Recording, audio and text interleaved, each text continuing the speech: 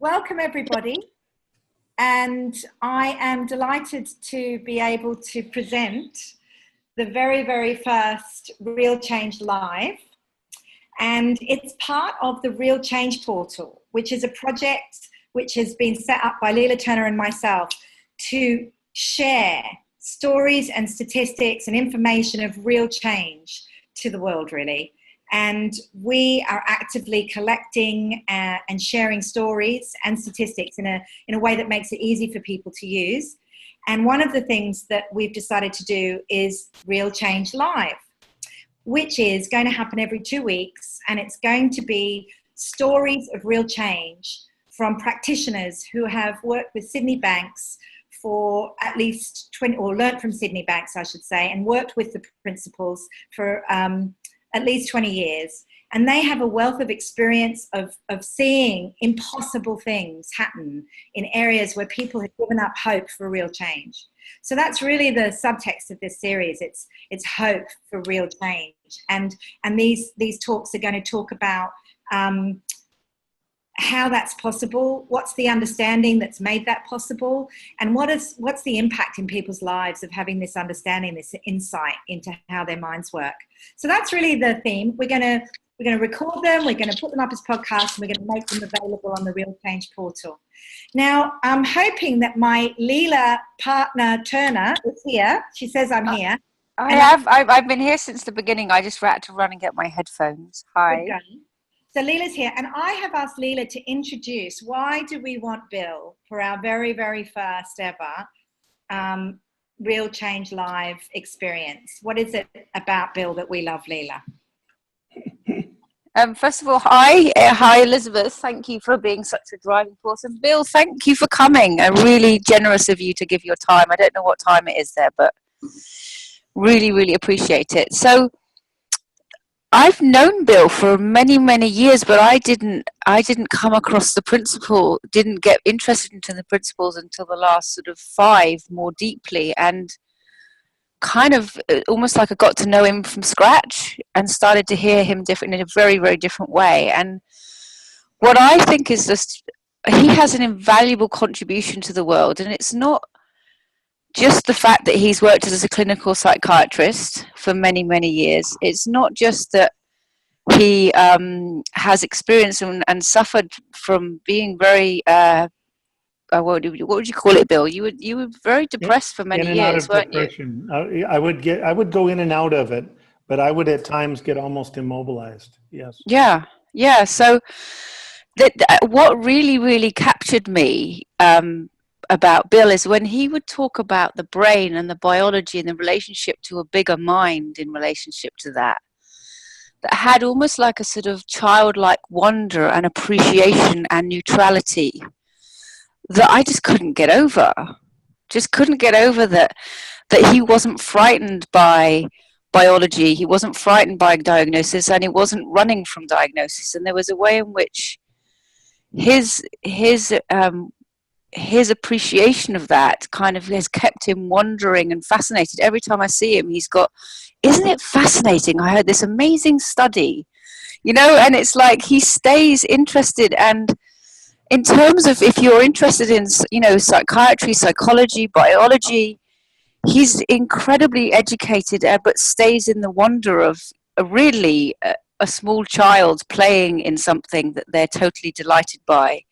And I think it's invaluable, because I think some people, you can see that kind of like they want to push away from, biology because they discover something deeper, but he talks about them both, and the connection of finding your well-being and how that affects, in my experience, affects your biology. And it's just wondrous. So I'm always very captivated to sort of hear about how that looks to you, and every single time you seem to have something new that you're wondering about and delighted by. So I'm always on my edge of my seat, kind of like, wow, that's so cool. And it's that wonder and neutrality and excitement and everything that and lack of fear. It's massive. Your lack of fear about those things, that I think is just tremendous. So that's my intro to you, Bill. I think you can give probably, if you wanted to, more of a a background that feels appropriate for this particular call, but that would be why I'm so excited to have you. And I think one of the many things that you really offer the world. Brilliant. Oh, that's very kind. Thank you, Leela. Let me just get started with our interview by introducing Bill technically, if I can say that. He is, I have called him our esteemed medical health pioneer, because I believe that Bill is a true, brave and courageous pioneer of what is actually the truth about mental health. And he has done that from within the system, not outside of it. He was previously board certified in psychiatry, both adolescent, geriatric, and he's studied psychosomatic medicine. He has been certified in addiction medicine. He is a graduate of University Omaha, so has, all the right credentials. He's held appointments as a physician for 9 years in the United States Navy, and he was chief of psychiatry in the Navy. He's held clinical professorships and adjunct professorships in a number of different colleges. And he has also been the medical director of Sydney Banks Institute. He's been working with these principles since 1983, and he is one of the most in-demand speakers and is currently working on his first book. It is my absolute pleasure to have you here, Bill. And my opening question to you would be, tell us, when you were studying, when you began your journey as a mental health practitioner, how were you trained to treat mental health? And I will answer your question, unlike some of the political people that get asked a question and they answer a different question. But I do want to say a couple of things. Just when Layla, you were talking about that I'm fearless, and understanding takes away fear. That's what came to my mind. Understanding takes away fear. So it's not that you're standing in fear courageously, but there's no fear anymore. And when we talked about me being courageous, it's very kind, but I will tell you the way I see it. I feel some of the most courageous people there are psychiatrists, psychologists, and mental health professionals that have not been exposed to this understanding. That's courage, when all you have is to take people back into the past or go over their problem, talk about their problems, or give them medication. That's why there's burnout. That's why there's such burnout. And that's why in the Three Principles community, there's people like myself and George Pransky and others that are well into their 70s that feel more like a little kid and alive and joyful than we ever dreamt possible. The other thing is when you spoke earlier, Elizabeth, even our language, because I know where you are and your understanding, but we don't even realize our language. I'm sure I don't either. You said something about he's seen impossible things happen. Well, obviously, if they happened, they weren't impossible. and what I'm reminded of, that little story in the Tao of Pooh, where one of the characters says, that Pooh Bear, he's really incredible. He keeps equanimity and ease despite very difficult things. He keeps a light heart and a loving heart. And I think he's truly an exception to the rule. And one of the other characters, I think it may be Tigger, said reflectively, he said, I'm thinking maybe he's not the exception to the rule. I'm thinking maybe he's the rule in action. So the stories that I tell today will sound to people who understand mental illness and mental health from the present paradigm, they will sound impossible. One of the reasons that I got board certified in 5 different specialties and certified twice in addiction medicine and was taught at a medical school for 9 years and only left because of my wife's father passing away, and et cetera, et cetera. And being chief of psychiatry of a nuclear submarine base with a top secret clearance, is that I knew there was going to come a day that I was going to get an opportunity to put out what I've seen. And I wanted to have credibility. I wanted at least for people to have trouble dismissing me, not to at least listen. I don't want anybody to believe anything that I say, and I mean that. All I ask for people is people listen with an open mind, because people want to have answers. They want to be at peace. They want to not see themselves as broken. And we titled here, there's one mental illness, i.e. chronic mental stress. And the overarching above that is never broken, nothing lacking. But let me then go to how I was trained. I had during my residency training probably between 750 and 800 lectures on mental illness and the medicines used to try to alleviate the burden of mental illness.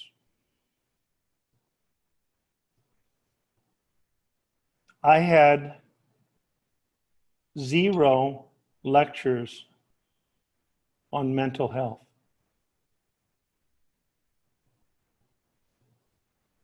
I want that to sink in. I had 0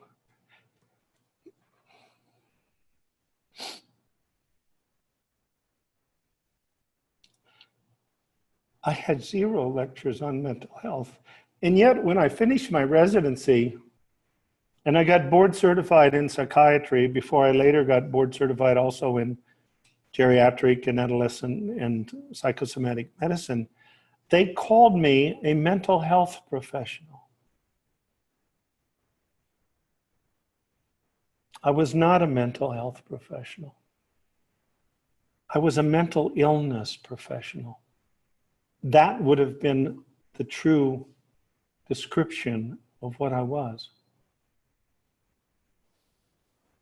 I myself, as we said, was going in, won't go into detail about that, but I myself was going in and out of clinical depression to where I would be nearly immobilized. I have a strength of determination that's gotten me through some hard places where I've just kept crawling one step at a time, even though I was almost immobilized. In college, I almost didn't make it out through some supportive, and I went and talked to people, and I found some caring people.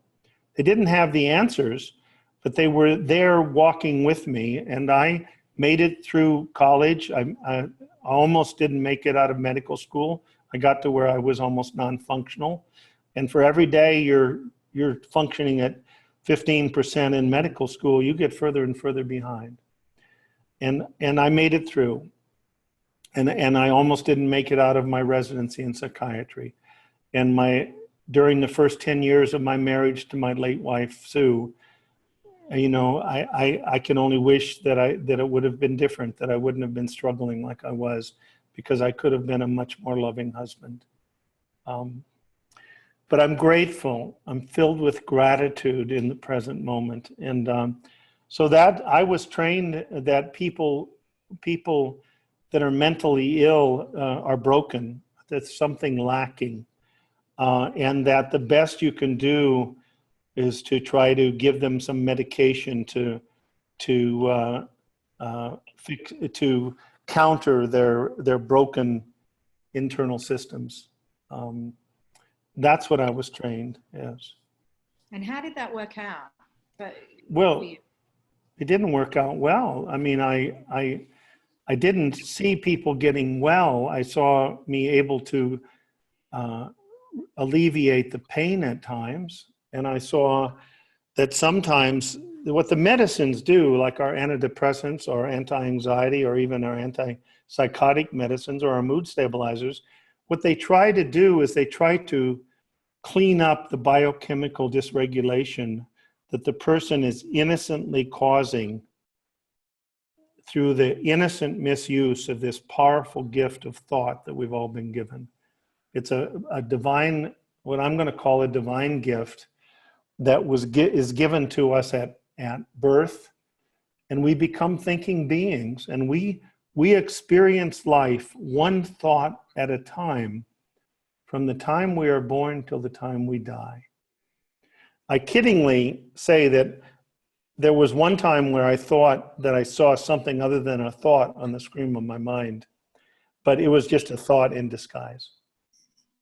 And I mean that in that even hallucinations are just thoughts with special effects.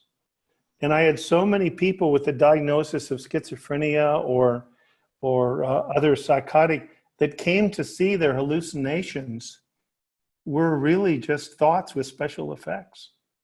That was freeing for them, plus some of the other things we'll talk about here. So that there is one, what do I mean? When you and I, if people have a piece of paper, I'm fine for them writing it down. Because to me, people, this gift of power of thought, there's many ways, but I like to think of, that covers, I think, about 95% of the damage that people innocently do with their thinking. And I want people to underline the word innocent. People are doing the best they know how to do every moment of their life, given the psychological and spiritual understanding that they bring to that situation. And I've heard people say, yeah, well, I knew I should have done something else other than what I did. But what my question is, did you feel, if you would have felt the ability to do that, you would have done it. But at that moment, you didn't. You didn't experience that ability. So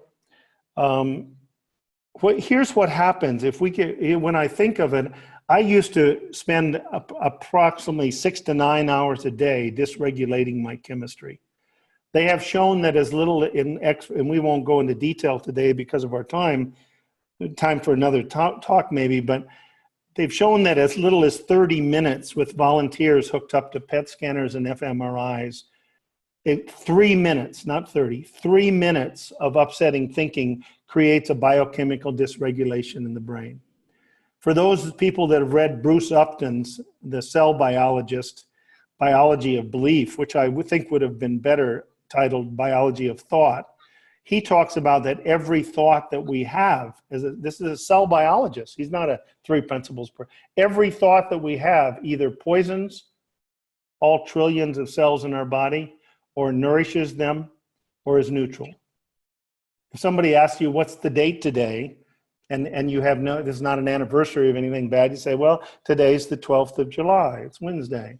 And that's a neutral, that probably doesn't do anything one way or the other to the cells in our body. But if he would say it's not just 3 minutes, that with each thought that we give attention to, we're doing one thing or the other. The whole field of epigenetics that has shown that we as human beings have 25,000 genes, but only 20% of those 5,000 are on at any time. And the metaphor that I use, Elizabeth, is that if you consider a great hall with 25,000 light bulbs, but only 1 in 5 of the light bulbs are on. And that's the way our genes do not determine our life. They're our dictionary, but we choose by the state of mind we are in which ones of those are on. And we are built to have the healthiest genes on. But when we get into chronic mental stress, our body has to go to backup mechanisms, and it has to use genes that have an upside and a downside. And the stress, what chronic mental stress is doing is activating a response in our body that people know as the fight or flight stress response. And it's meant to be activated once every 24 to 72 hours for up to 30 minutes to do something life-saving. And I could tell stories, but people probably know of people that have come out of accidents and car accidents and gone back into their car and got their little 2-year-old out of the back seat and handed it to somebody only to realize they had bones sticking out of both their arms. And there's no way physiologically, except that they were totally focused on saving their child. So they did not experience pain, and they even overcame physical inabilities with broken arms to do things that they did. So what happens when that system is activated is, and again, I have to do it fairly superficially, I refer people to a book called Why Zebras Don't Get Ulcers by Robert Sapolsky, where he explains this system very well, very funny. He's brilliant, from Stanford. And it also shows how it affects every one of our systems in our body. And what's hereditary is if you have 10 different people and they get into chronic mental stress 8 to 10 hours a day for 6 months, each one of them might have some things that are in common, but they might have some parts of their bodies that respond with we call disease in the allopathic medicine, but I would call alarm systems. Some people will get migraine headaches. Some people will get ulcerative colitis. Some people will start having bronchospasm, wheezing. And I'd love to have a whole talk sometime of the miracles that again, there's my language. What seemed like miracles physically with people when they got to a deep level of peace. So to me, I used to spend 40% of every day in the past with guilt, with resentment, and some people with unresolved grief. Other people spend present, they spend tremendous worry. And I mean, in the future, they're worrying about the future, the uncertainty. And then in the present, I found a way to even mess up the present, because I was 20% of the time I was upset about something that wasn't the way I wanted it to be. Wasn't meeting my wishes, my needs that I saw as needs. And overanalyzing.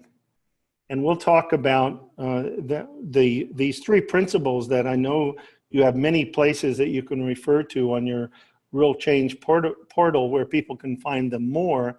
But when I was exposed to these 3 principles in 1983 of universal mind, universal thought, universal consciousness, it changed my life, because I understood 2 things. I understood that I was made of that energy that was there before creation. And I'm, again, because of time, to me, nobody else has to believe it, but I am divine energy. But also is this chair, also is this glass, also is this pad, this paper. It has to be made of that which was there before there was any form. But I have been given also, we as human beings, the gift of consciousness. So we can be aware that that's what we are. I don't know that the chair has that gift. It may be saying, I'm really glad that Bill lost 30 pounds. I'd wish he'd lose that other 30 that he keeps talking about. It may, but I don't know that it does. But you and I, what I do know is that we do have the gift of consciousness. And we can be aware that we are both a spectator and a participant in this mystery of life, where everything is divine energy in disguise. And that takes us to the mind to body. One of the things Mr. Banks says, and it's just true for me, it's not because Mr. Banks said it, I see it. I've seen it for 43 years, 48 years as a physician and 43 in psychiatry, that the inside of the body is God, is that divine energy, is that universal energy. And the body is the same energy in a different disguise. There's a oneness to life. And again, I'm not the first one to talk about that. That was talked about by many people long before Mr. Banks. But so with that in mind, so universal mind to me is our connection to that divine energy. And that to me takes away worry and it takes away overanalysis. Because when I don't know what's going to happen, I know that if I allow my mind to quiet and leave my brain's frantic output alone and give it as little attention as I can, what I find is a quiet that comes through me more and more. And in that quiet, I see with clarity what to do next. It's made life so much more gentle that I feel like I'm handed 3x5 cards a few times a day that say, Bill, have you thought of this? You might think of this. Did you forget about this? And I know that's just a metaphor. That's just a way to try to, for me to explain that experience. Like many, I've read Mara Gleason's book that just was released. One thought can change everything, and one thought changes everything. And I encourage people to read it. I think it's a beautiful, powerful stories there. So the gift of thought, we're using this power of thought every moment of our life, and it manifests into form, just like when divine thought was activated, it started creating the universe. And by the way, the physicist that won the Nobel Prize a couple of years ago, both different parts of the world, of the earth, have shown that the process of creation into whatever, I don't know what the creation's going into, nothingness, is actually accelerating. It's accelerating. I think that's wild after 13.8 billion years, that creation is accelerating and that we human beings have found ways to measure stuff like that. I think that's kind of fun. So consciousness, divine consciousness, there's levels of consciousness, and you can see people live at different levels of consciousness. They live at different levels of understanding that their experience is coming from the inside, that they're creating their experience from the inside out, that they're making a movie and then living in it. And for 41 years of my life, I thought that it was outside in. It seemed like things external to me were causing me stress, were causing me to be burdened, were causing me to be depressed. I mean, there are people that even give away innocently their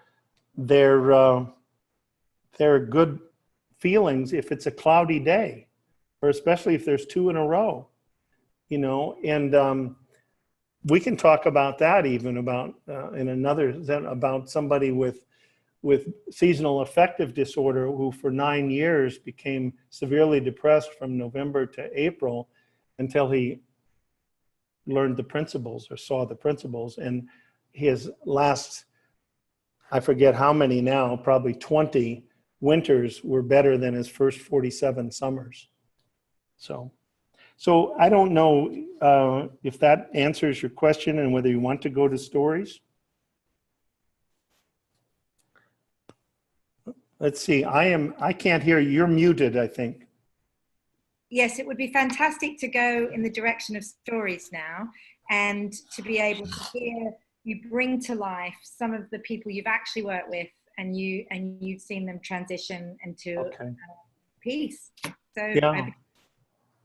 When I thought about this first, Elizabeth, I thought of doing it chronologically, like the different places I've worked, but there's a problem with that, and I think that what I've come to is I'm going to, each time you give me the opportunity, whatever times those are, is to take a different diagnostic area, and I'm saying to you that there is one mental illness, and I hope that I can kind of portray that. It's chronic mental stress.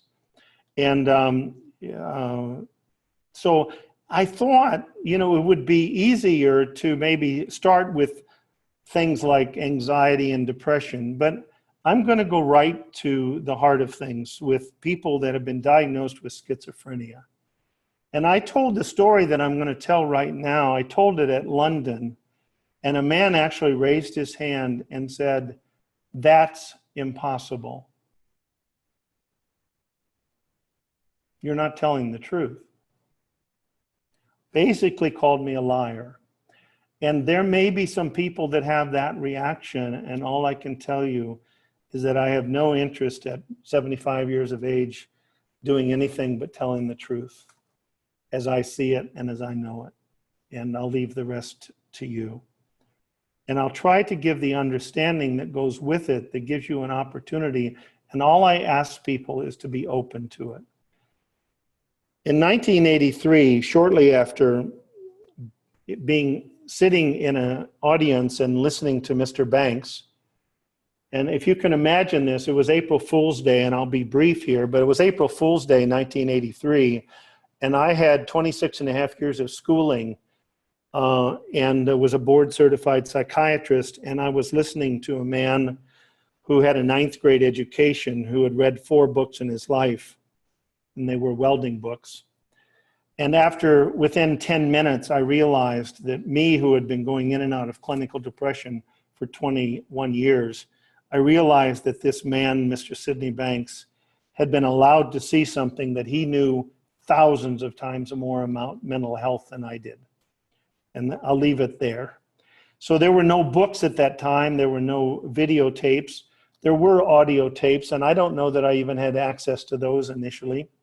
But I spent time with Mr. Banks, and then he'd asked me if I would go to spend a year or 10 months with 3 PhD psychologists in Coral Gables, Florida. And I said I would. Roger Mills, Kim Cadu, and Rick Suarez. And my wife and I put in my resignation to my job. I gave him 2 weeks notice in California. And we started across the country, and we sent all of our belongings to Florida. And we stopped off in Galesburg, Illinois, and for 3 days. And then she went over to Peoria, Illinois, 50 miles away.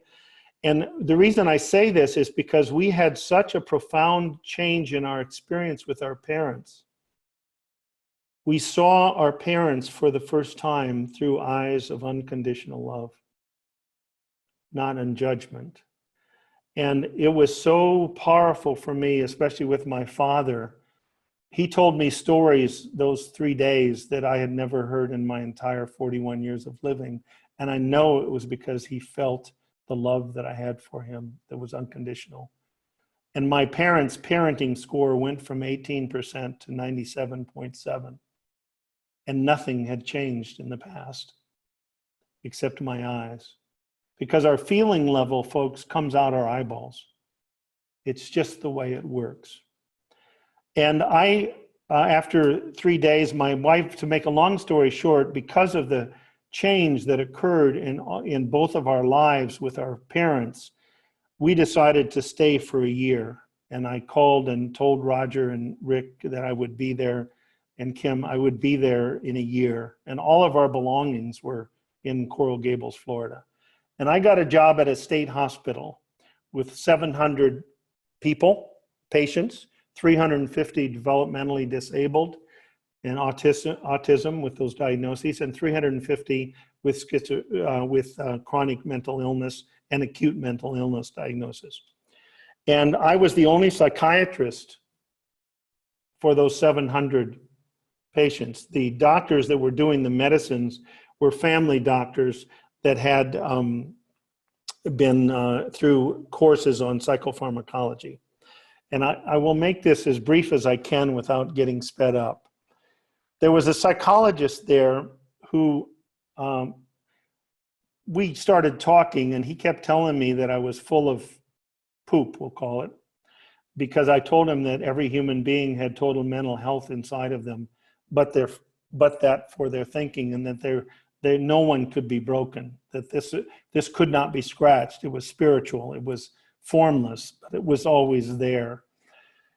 And he kept telling me that it was nonsense, but he kept wanting to have lunch with me. And as he did, his anxiety disorder calmed down, and for the first time in his life, he was able to get into a theater one of the main roles in his local theater in his town, because his panic attack stopped suddenly for some reason. He made no attribution to our lunches.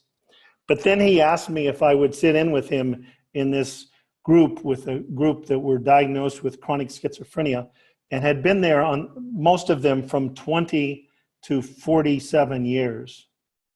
Maybe a couple of times tried out of the hospital.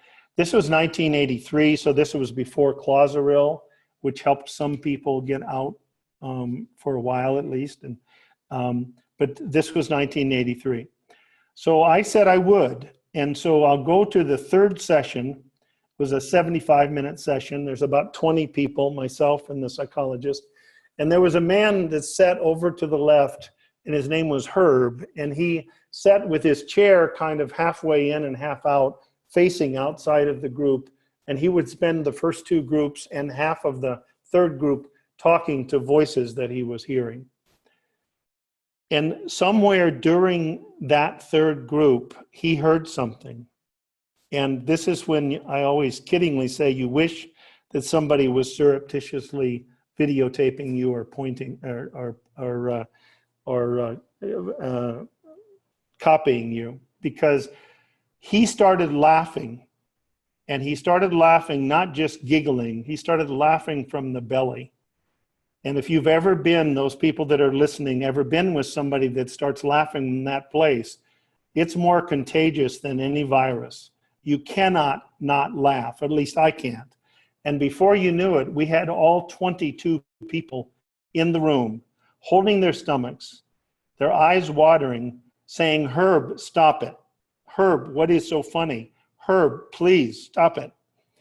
This went on for, I would say, 7 to 10 minutes, a long time. And finally, Herb's laughter started to subside. I saw him wipe his eyes. His breathing became normal. And when I thought that he could hear me, I said very quietly, "Herb, could you share with us what was so funny?"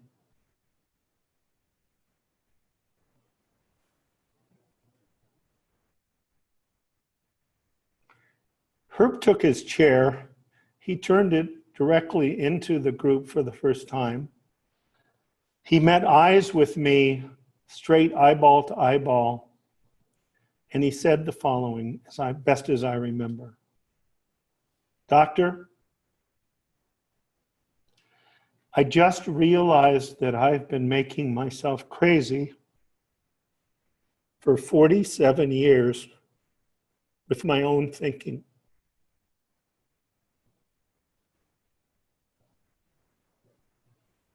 That alone would be huge. But what he said following, I only learned incrementally. He saw it in a moment of insight. He said, and I see that I don't have to do it anymore. Now, to amazement, that man, started having terrible side effects from his medications. Why? Because he wasn't spending 15 hours a day creating biochemical dysregulation in his body. And as safely as I could, I had to start taking him off each one of his medicines as quickly as I could safely. And it got to where he was on no medicines. And he had been on a whole list of them. You can imagine somebody with the diagnosis of chronic schizophrenia for 47 years and high doses. And I went to the director and I said, I'd like to discharge him. He said, no, you can't do that. You have to wait 4 more weeks off medicines. I said, fine. We waited 4 weeks and I discharged Herb, and I had at least a 3-year follow-up where he was living in an apartment, going down to the senior center in this city in Illinois, going down to this senior center every day, dancing, playing bingo, playing cards. He had friends. He was on no medication. He had re-accessed his health. So I think maybe I'd like to do one more today, 2 stories.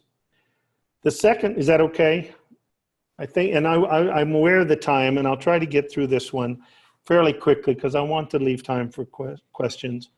So this was when I was in Coral Gables. I guess I could disguise it, but the medicines, you'd know, were from that time period. And we'll call his name Joey. And Joey was brought by his parents. He had the diagnosis of schizophrenia. He was 16 years old, not 68. He was 16 years old. His parents were terrified because he had told them that he might kill them while they were sleeping some night. He was so angry at them.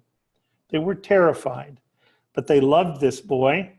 And they brought him, somehow they brought him to the Institute. And so I saw him being the psychiatrist that was there.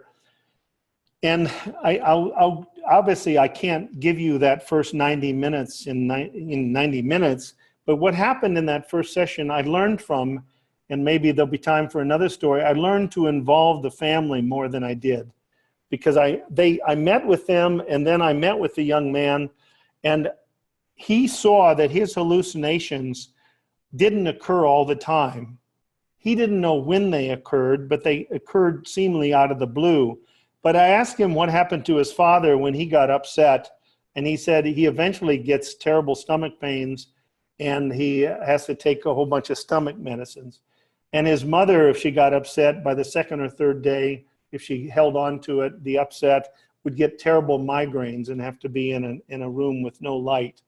And I told him, I said, your voices and your hallucinations and your delusions are simply your migraine or your stomach ache. It's from you getting caught up in negative thinking and giving a lot of attention to it. He was on 800 milligrams of Thorazine when I first saw him, and he was threatening to kill his parents. I gave them extra doses of 100 milligram tablets.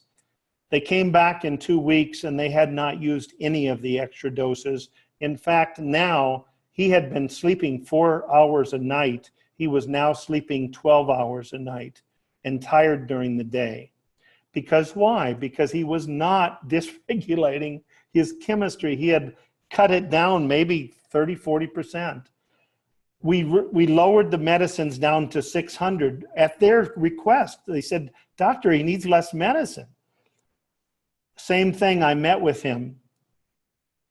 Came back the next week. He was still sleeping 12, 13 hours a day, falling asleep in church. We went down to 400 milligrams. Same thing happened. I met with him for an hour. He kept seeing more, kept having insights. Came back the next week, 400, same thing. He's still sleeping. He's groggy all day. Why? Because he's continuing to have insights into the nature of these three principles and the nature of thought, and he's living more of the time at peace. So we lowered it down to 200 milligrams. Now here's what appears to me to be a sad, what is sadness? But this seems as sad at the time, and I don't know what happened. They never came back. And I waited 2 or 3 weeks and I called and I said, pardon me, but why didn't you come back to see me? Sam seemed like he was getting better and better. And his parents said the following. His mother said, no, and I'm not coming back. I see what you were trying to do. You were trying to get Sam off his medicines, and you don't understand schizophrenia. He needs his medicines, and we're taking him to somebody who understands schizophrenia. Now, what was happening was that Sam was getting in touch more of the time with his innate state of mental well-being. And he may, who knows, he may have ended up having to be on 25 or 30 or 35 milligrams of Thorazine. But that's not 800 threatening to kill your parents. He was living more and more. He might have then been able to go to high school, to college, to medical school, and maybe even get his PhD in physiology and become a researcher at NIMH, National Institute of Mental Health, on schizophrenia. He could well have done that. But because of their belief about this was not curable, and that he did not have mental well-being, and that he was broken, they took him away, even though anybody from an objective point of view would say that he was getting more and more mentally healthy. So those are two stories. I could tell more, but I'd like to leave the last 12 to 15 minutes for questions and answers, if that's okay. You're muted, I think, Elizabeth. You're muted. Yep. Sorry, I want to keep the noise quiet and forget. Okay. So I don't think I've got the raise your hand facility working today. So if you would like to ask a question, you could put it on the chat and I can unmute you, or maybe I'll just unmute everyone. That might just be simpler. Let me just do that. Oh, so no, somebody's actually managed to raise their hand. Sue has a question. Let me unmute you. Go ahead. Thank you. I'm really very deeply appreciating this, and I'm loving your thinking and your feeling about diagnoses and mental health and well-being. I work with people with Alzheimer's, and I was exposed to the principles about a year ago, and I'm feeling with them the same thing you're describing, which is that there is innate health and well-being in them, and so much connection to mind. In fact, sometimes even more than the, quote, non-demented people I live and work with. The problem is that they need help getting there. They need help sometimes. They need to not be treated as though they don't exist, that they're invisible. And I was just wondering if I'm not sure if you at all work with people living with Alzheimer's or with dementia, if you have any insights or thoughts about that. I'm glad to, Sue. First of all, you've read The Missing Link, Sydney Banks' The Missing Link. Do you remember where he talks about some people believe the brain and the mind are the same, but they're not the same? The brain is a computer. The mind is spiritual. The brain is biological. Okay? Now, what's true is they're all made of the same energy in different disguise. And the mind can inform the brain. The brain can't inform the mind. So the formless can inform the spiritual, the form, but the form cannot inform the formless. But so these people's computer are deteriorating, right? Their ability to remember things. I just was back to a family reunion, and I have a wonderful, wonderful sister who is struggling with dementia. And it was so beautiful during the 4-day weekend as her 5 brothers and sisters visited her.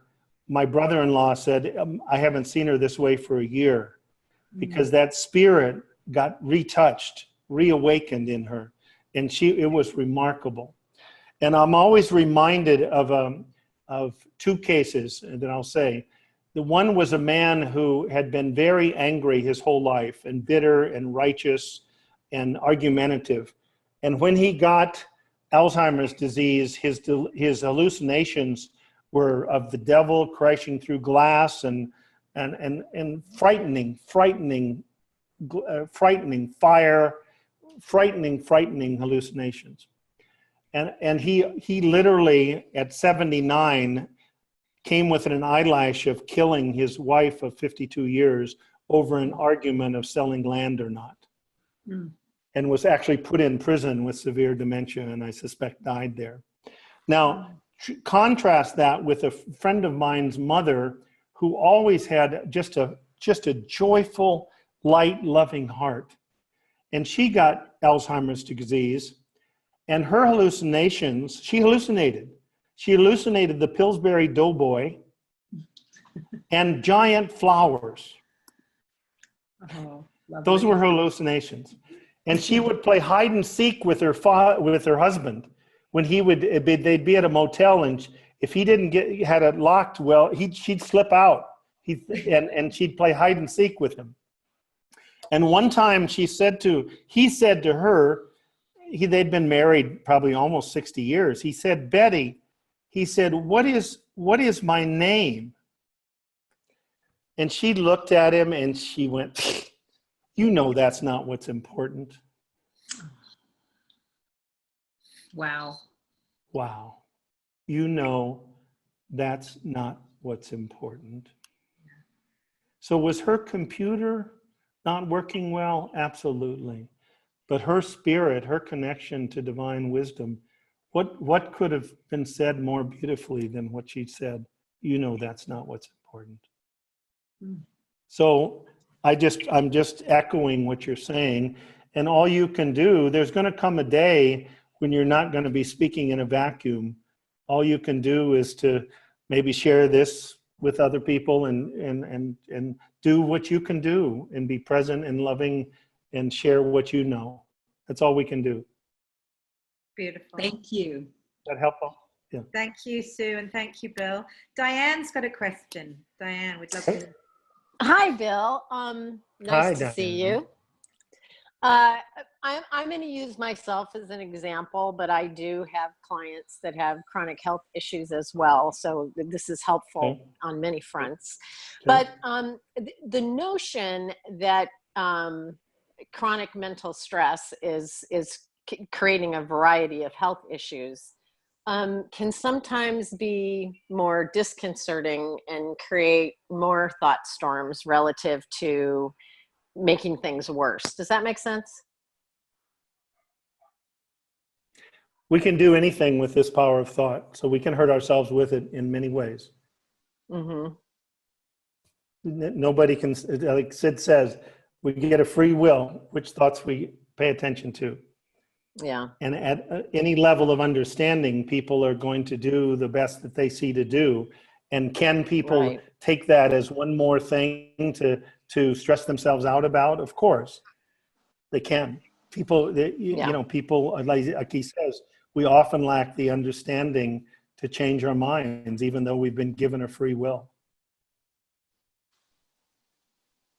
So that's true. Anybody can, we can be upset about anything. Right. But that doesn't mean that, you know, I might be upset that I have to put my coffee cup on the table instead of let go of it out here, 6 inches off the table. That may be upsetting to me. It seems like a hassle. That's not fair. But the fact is, gravity is gravity. And when we activate the HPA axis for more than 30 minutes, we're releasing incredible amounts of norepinephrine into our body, of epinephrine into our body, of cortisol into our body. For every molecule in our liver that gets released from glucagon, 10 to the 8th molecules of glucose, of sugar, are released into the bloodstream, putting a tremendous load on the pancreas. I was just this morning reading a review of an article saying, gee, it's puzzling. It appears that psychiatric patients with depression and anxiety have more type 2 diabetes. Wow, that's interesting. Well, of course they do, because of the load of the glucose finally wears down the pancreas. We get incredible amounts of increased inflammation of cytokines, in interleukin 6, interleukin 10, those are great if you're fighting a saber-toothed tiger with nothing but a club. But if you activate that with worry, guilt, resentment, upset for years, hours every day, it's innocent. Please hear the innocent. But don't be surprised that you have rheumatoid arthritis, autoimmune diseases, lupus, ulcerative colitis, boom, fibromyalgia, boom, boom, boom. I've had people with fibromyalgia that were on narcotics that when they got peace, they took an occasional Tylenol. So it's not, we can be, it's just the way it is. It's neutral.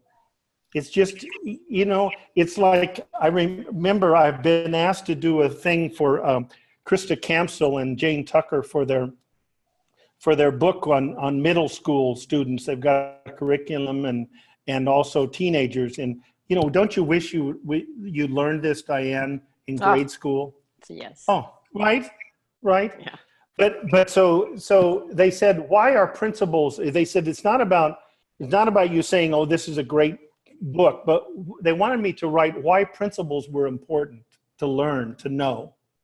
And I thought what came to mind in a quiet moment, I was 6 years old, My brother John, who I love dearly, I've got 5 brothers and sisters. I love them all. Just came back from a wonderful reunion with them. My brother John was 3 years old. And we were on vacation. And I remember this incredibly because even at the age of 6, I understood the principle of gravity more than my brother did. Because what happened is we were both drinking a Coke. We'd stopped, if you can imagine, with 6 kids in a station wagon driving before the interstate highways on the 2-lane highways. We stopped someplace at a gas station. Dad bought us Cokes. They cost a nickel. Coke cost a nickel. Those big, hard, thick glass. And we were both drinking out of a straw, but holding on to the bottle. My brother John, 3 years old, decided that it would be easier for him, instead of holding on to the bottle, to just hold on to the straw.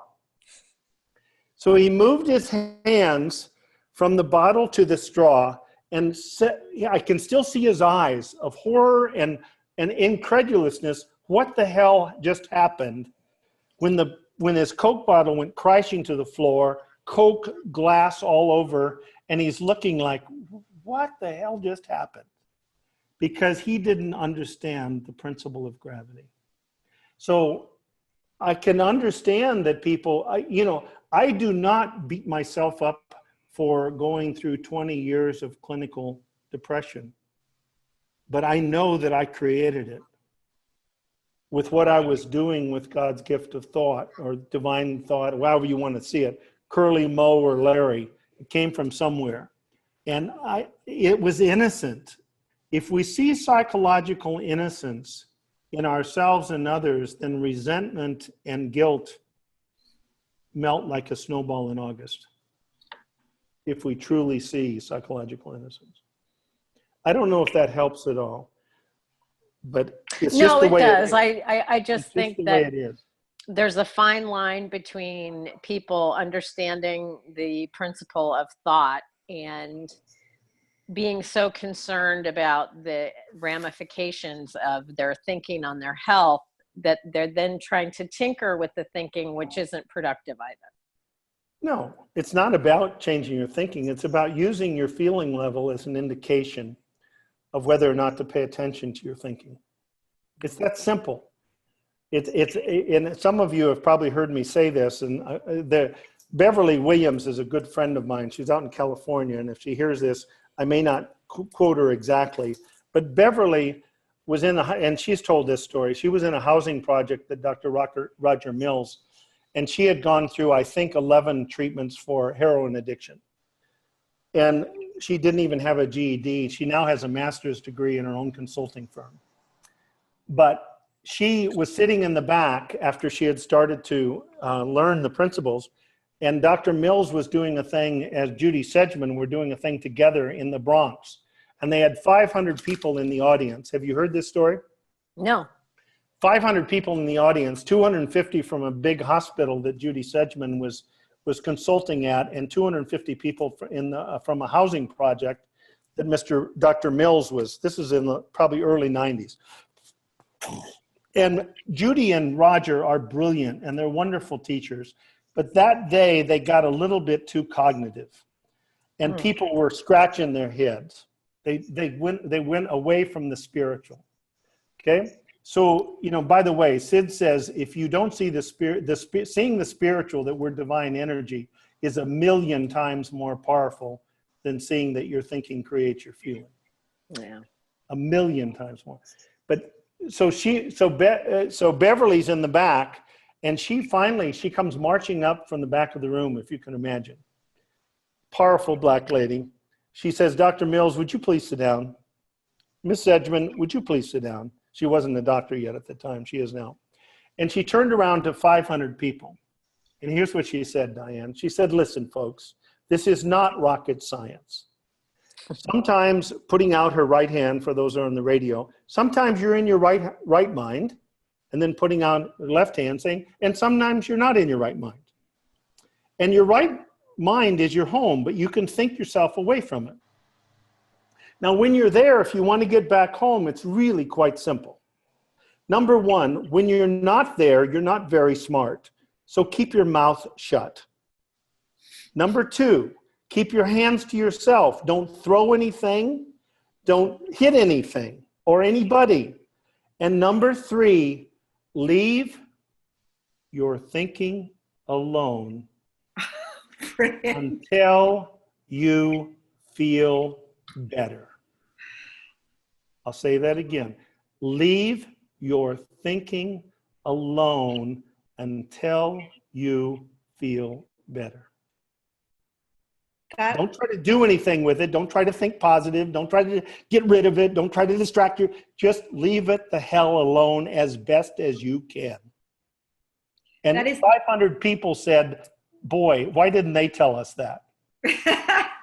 Go ahead. That's the perfect place for us to end today. I think everyone would agree. That's your 3-point plan.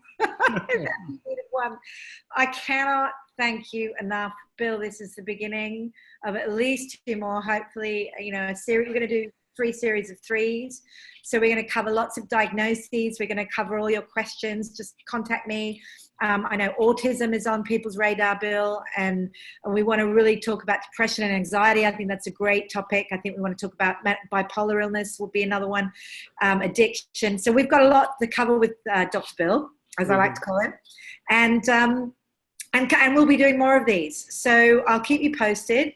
I'm not sure exactly when the first kind of kickoff will be. This is our very first one, but when we'll kind of start doing the regular 2 weeks, I'll talk to Bill about that to work out diary schedule, but we'll let you know. And this will be available as a podcast and as an article in Bill's book. So thank you, Bill. It's a thrill for us to be with you today and very grateful. Anything you want to say in closing? No, it's been a joy. It's been joyful for me. It really has.